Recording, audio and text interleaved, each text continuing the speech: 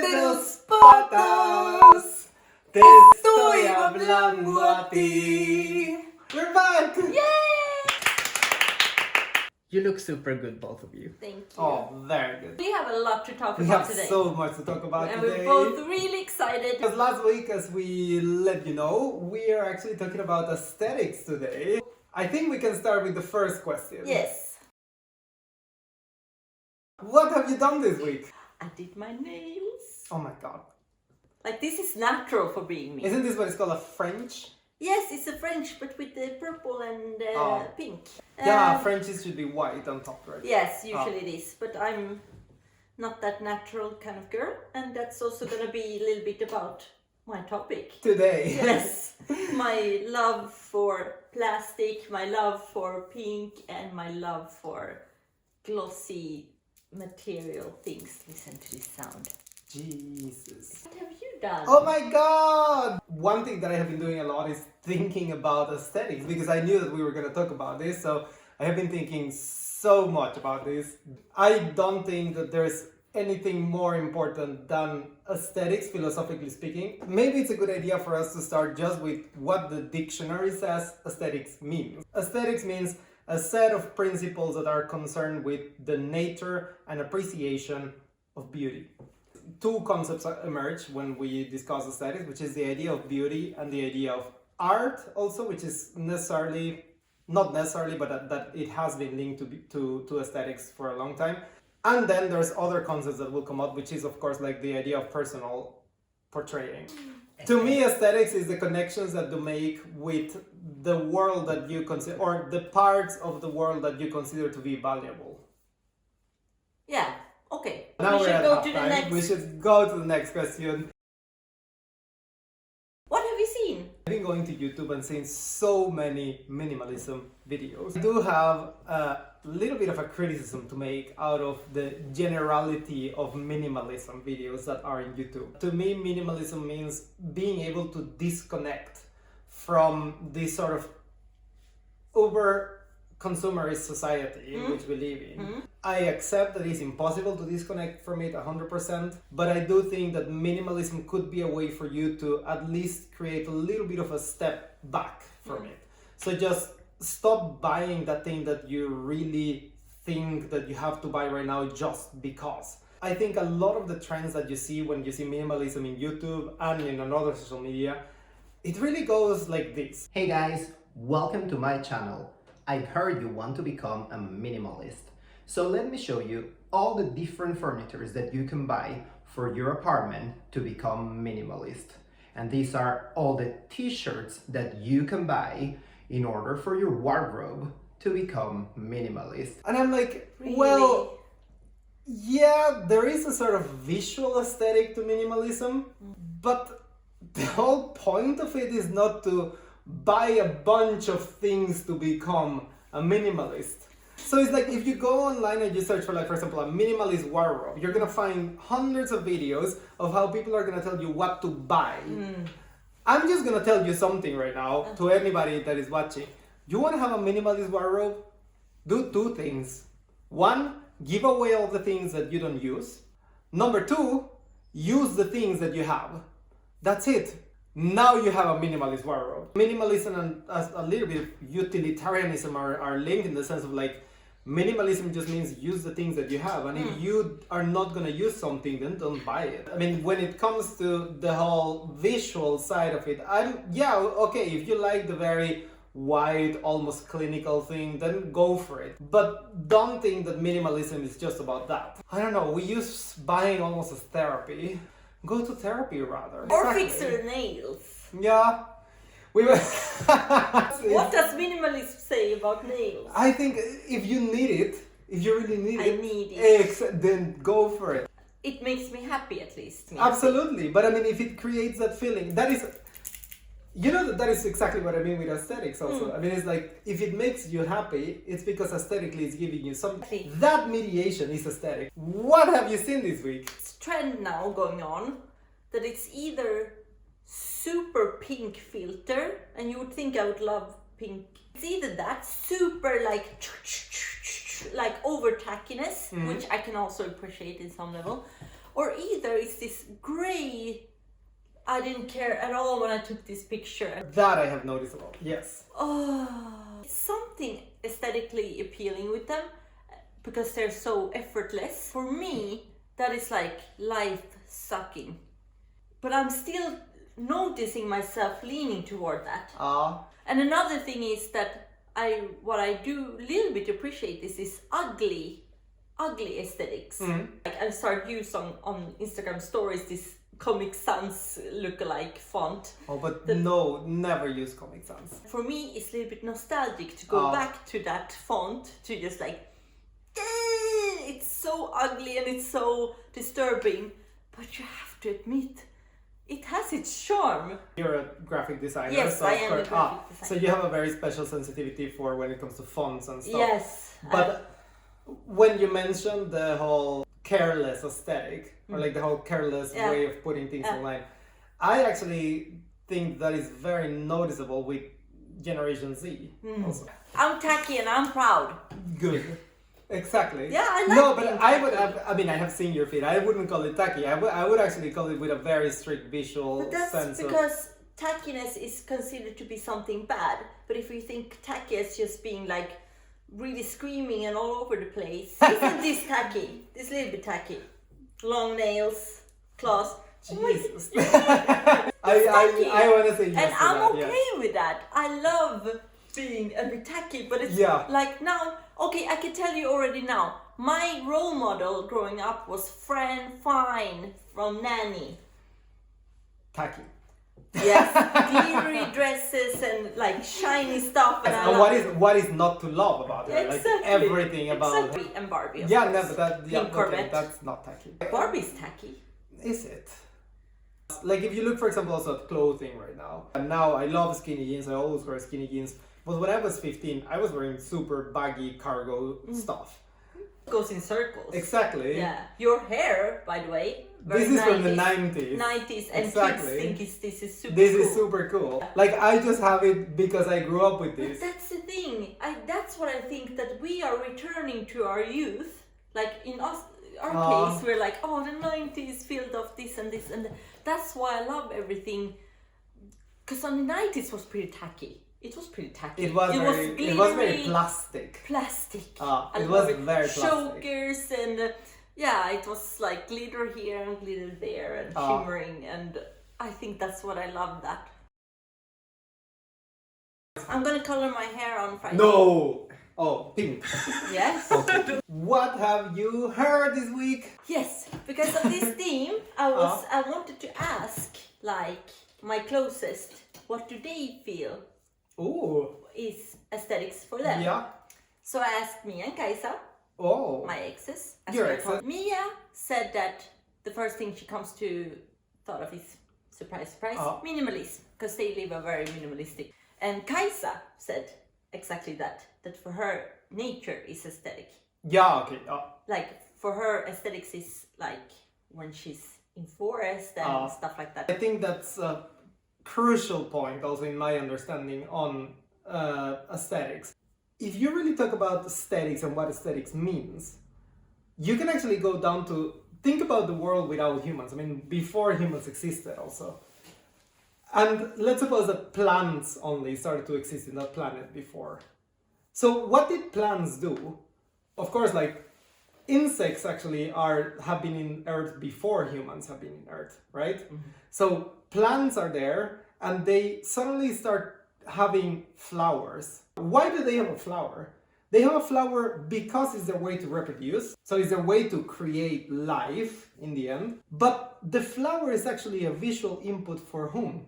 For insects. There is also a natural born aesthetic within nature. That sense of attraction that the bee feels towards the flower, that's exactly what I'm talking about when I talk about aesthetics. What have you heard? This was some days ago. We were sitting in an outdoors terrace in a restaurant with my boyfriend. So we're sitting there, we ordered 2 glasses of wine. We were just having a conversation. And I heard my boyfriend telling me something.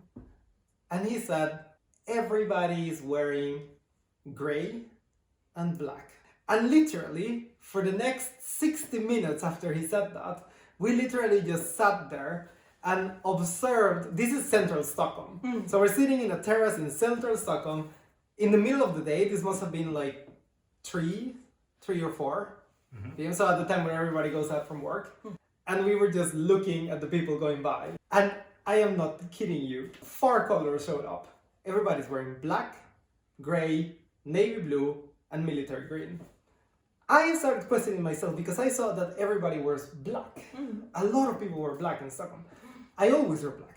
All my clothes are black. And then I started asking, like, why do I wear black? I mean, and to me it was like, well, it's more like, I consider it a very neutral color. Like, it's like, I don't like making a statement that much with my clothes. I actually like to dress neutral. But then I was thinking, like, all right, but if the case was that everybody wears white, let's say, would I still wear black?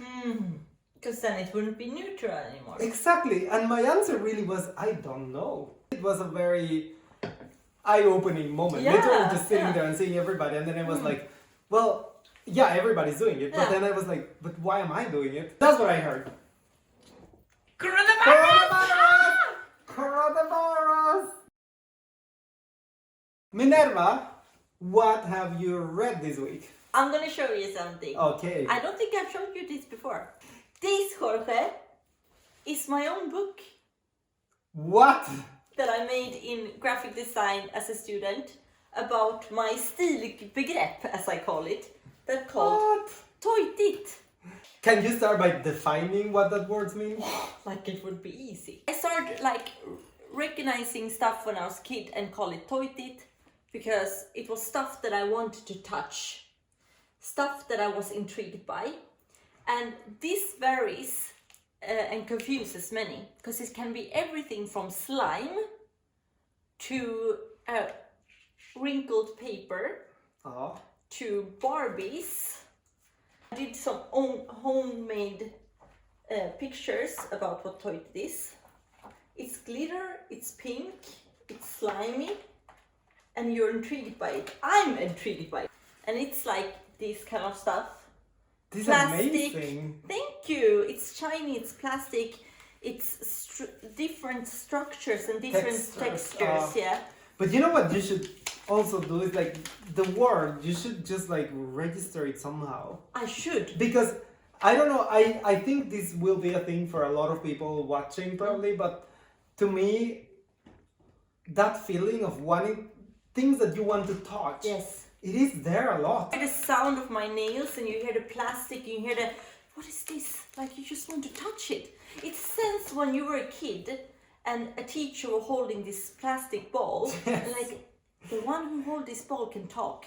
And I didn't want to talk, but I just You want to touch the ball. Exactly. Exactly. I absolutely get it. Okay, from now on it's TM marked. And even describe songs as tojtigt. Here I have a song that is tojtigt. And this paper is tojtigt. Listen to this. Sound of ice skating on ice. When it's like. And Ricky Lake. That is tojtigt. It sounds nice. Just the sound of the name. Yeah. And Courtney Cox. You should have a mic. Oh my god, yes. I think this is genius. Thank you, Yeah. Jorge. Oh my god. I'm not kidding, like I really think this is genius. Have you thought about an English translation for it? Tojtigt. Toiki. Toiki! Toiki. Toiki! That's actually that nice. sounds tojtigt. It's so weird, but this is 100% aesthetics, Minerva. This is what aesthetics is Exactly. So this is what I've read. My own book. I just want to cut out. When you talked about the book, when you were You like got touching, it? I couldn't touch it, and I wanted to touch Yes! Minerva, it is. What have you read? Oh my god! Actually, a little bit similar to what you did with what you have heard this week. You ask around people in your own environment. I actually ask around in social media what they think about their own aesthetics. So I'm gonna read 2 answers that I got. The first one is from a graphic designer. So it's an account that I've been following now for a long time. He's a minimalist also, so his account is Minimalism. So, what is aesthetics for minimalism? The answer is aesthetics is something very subjective and very elusive. Even for me, it has several meanings and it brings a lot together. Something that is aesthetic in my eyes, it doesn't necessarily have to correspond to my ideas of beauty, but it might just have a design value that I can recognize. For me, aesthetics are based on roughly 3 pillars: simplicity, quality, and the possibility of aesthetic aging. Nothing is worse than objects, buildings, or other things that are made of materials that do not have this ability. In my mind, the aesthetics also lie in calm and balance, forms that have a certain tension to each other, and landscapes that give a balanced picture are absolutely aesthetic. However, the aesthetic lies just as much in the imperfect, old, and often just the everyday. So many everyday things have a certain value, like the flickering of a candle, the texture of a leaf, or the background noise of a summer evening. This is deep. 2 things that I actually want to mention about his answer, which is he mentioned about the ability of aesthetics to age, which is like he's talking there a little bit more about sustainability also. So the fact that when he looks at something, he wants to also understand that not only in the today, but actually in the future. For me, it really rang a bell when I read the idea of aging, because I think I also thought that it's something that usually is left outside when we think about our aesthetics, in the sense of like, even when I've been talking about aesthetics today, I've been saying like, well, it is about the value that we give to things today, of course. But I think that it's true that we should incorporate also the idea of how are things going to engage with the possible futures. I have another answer. This is from a self-described freak, rubber doll, and badass bitch. My little brony is actually, I would actually say, a little bit of the opposite of minimalism. Also into different textures, rubber, leather, and so on. She's also a little bit poetic. Yes, yes, yes. Now I'm gonna go to her answer. And what she told me is, my aesthetic online is the idea of myself, my universe, how I present myself to the world. I show some highlights, little clues about my life, and then it's up to the observer to just figure it out. I have always been a big fan of provoking aesthetics, and that captures me pretty good. I would say, provoking aesthetic. My aesthetic and my whole self is provoking. I love stirring up emotions and make people go, oh wow, or what the F. I just want to shake this world around a little and make it more crazy, daring, and beautiful. I want to provoke the humanity. Aesthetic means everything to me. That is what I live for, and that is my life purpose. So you see like how deep this goes also, in the sense of like, this is a question of what aesthetics for you, and someone answers like, this is what I live for. In her own take of it, I mean, because this is what I asked you, like what I asked her, like, what is it for you? She was like, well, to me, this is what life is. To me, this is my universe. To shake things up. It's just to make you wonder, like, what is this? Like, what the hell is this? And it's 100% her. Exactly. Yeah. Because you're drawn to those things. Because if you're drawn to that thing, it is your own even body telling you, like, go there. Yeah. We could actually move towards a conclusion here. Yes. Which for me, actually, what I would tell you about the conclusion is, to me, aesthetics is the way to opening up for understanding others. Because if I started this whole talk saying like, aesthetics is the way in which you connect with life out there, right? I mean, the way in which your body connects with life out there, and the ways in which it tells you that you like or dislike some things. You can understand that for yourself. But in my view, you are also then able to understand that whenever you see anybody else exerting their own way of connecting with that reality, then the only thing that you're seeing out there is actually you're just seeing another person living. And recognizing that in front of you there's another person living, I think it's such a big step. And I think we have tried to do this a lot in philosophy with ethics and morality and so on. I don't think the key is that. I think the key is through aesthetics. I think the key is through just recognizing that whatever another person is doing is just them living. That's true. Like just from the questioning my nearest, like what their views are, I just realized that everything's so different, and but it's all connected to that one thing that I couldn't formulate in words before when we talked. It's about something that drives them there, something that means something. Exactly. Minerva, I think we are done! So just remember that now you have to just like and subscribe and click that bell!